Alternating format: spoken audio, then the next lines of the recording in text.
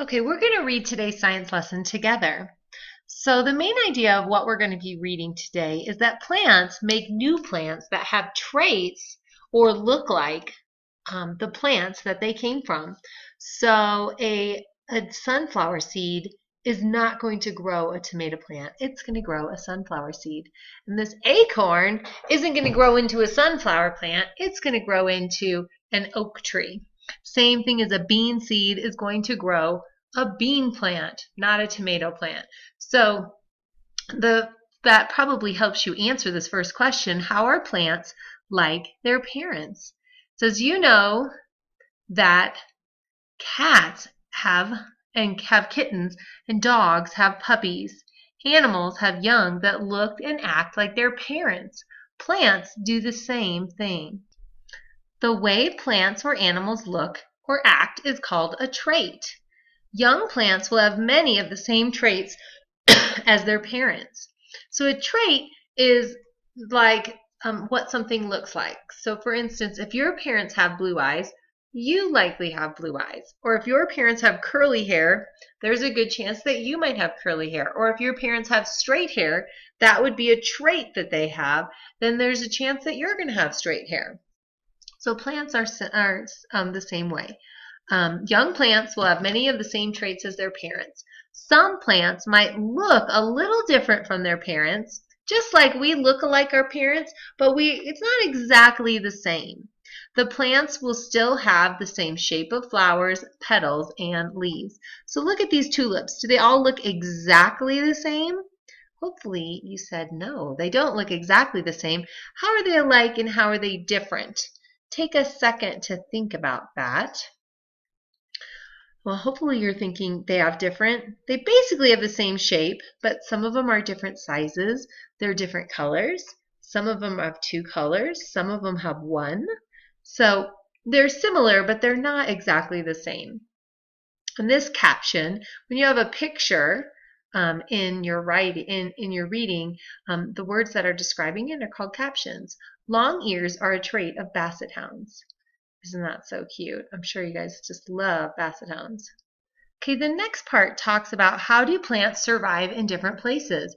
We know, and we'll learn and study more later on in this year. We're going to learn a lot about habitats and how our world has very different places to live. There are places that are cold and wet. There are places that are dry. There are places that are cloudy, places that are sunny. There are all different kinds of places in this world. And so plants can live, they need different things to survive in different places. And so the way a plant looks and the parts it has, they're kind of adapted or they're changed to where they're living. So plants have parts to get what they need to survive. And survive means to live. Plant parts may look different in different places, but the parts still help make food. The roots from seeds always grow down.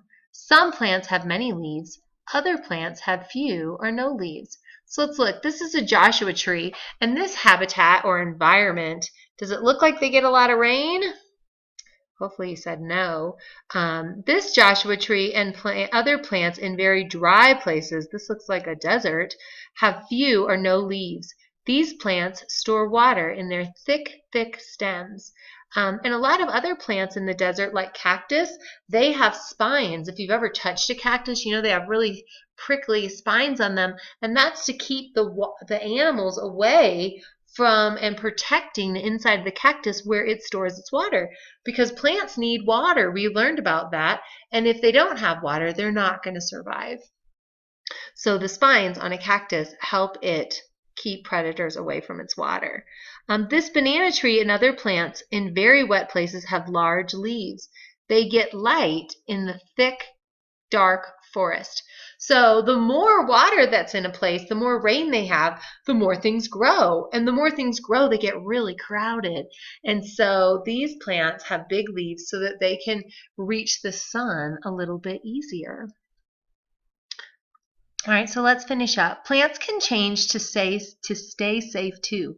Some plants have ways to stay safe from animals. That's like we just talked about with the cactus. Other plants need to stay safe from the weather where they live. When plants change during their lives, those traits are not passed down to their offspring. Why do you think some plants have thorns? Why do you think? Okay, and we've talked about that. Thorns are very similar to the spines on a cactus. The thorns can keep them safe from animals eating them. So it says this caption says, on the coast the wind is so strong that the branches on the trees bend. What would happen if the branches didn't bend? Hopefully you said that they would break. And if a tree has all the branches break off, is the tree going to survive? It won't survive, because what grows on those branches?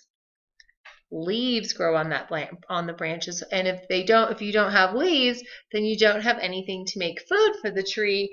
And if the tree or anything doesn't have food, what is going to happen?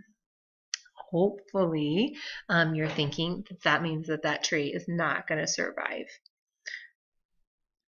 Okay, let's answer the think, talk, and writes out loud. So as I ask the question, I'm going to give you a few seconds to think of your answer, and hopefully you will get the right one. All right, classify. Think of 4 ways that plants are like their parents. 4 ways, and you can hold up 4 fingers. That will help you know if you have all 4. So plants can be like their parents in their leaf shape, in their flower shape, in their petal shape, and they're going to grow best in the same environment.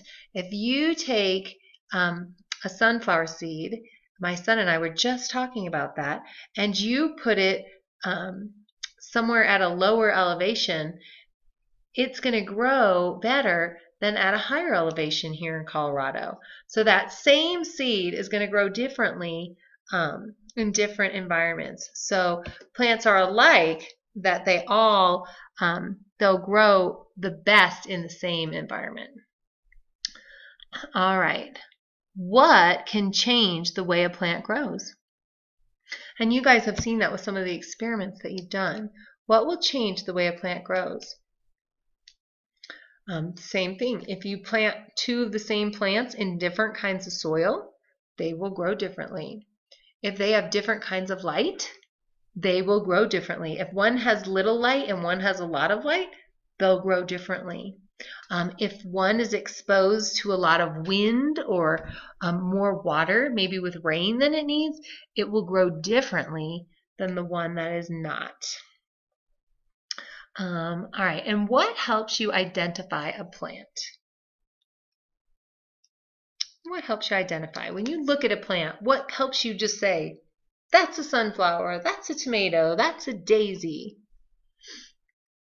Okay, hopefully you're thinking that it's by its traits, and it's great to use scientific vocabulary that we're learning. So you can identify a plant by its traits. Plants have traits such as flowers have a trait of color, their shape of their stems or their leaves, how big or how small they grow. All are traits of a plant. So very, very good. Okay, now that you're done, I want you to get your science notebook and a pencil, and I want you to copy as neatly as you can. Plant seeds will grow to look like the plant it came from. Okay? And then I want you to glue a seed in your notebook and draw the plant it will grow into. So hopefully you have some seeds lying around the house. If not, you can even find a picture of a seed on the internet of the kind of plant you would like, and you can put that in there. But if you have a real seed, that would be the best choice. All right, enjoy your copying and do your best work.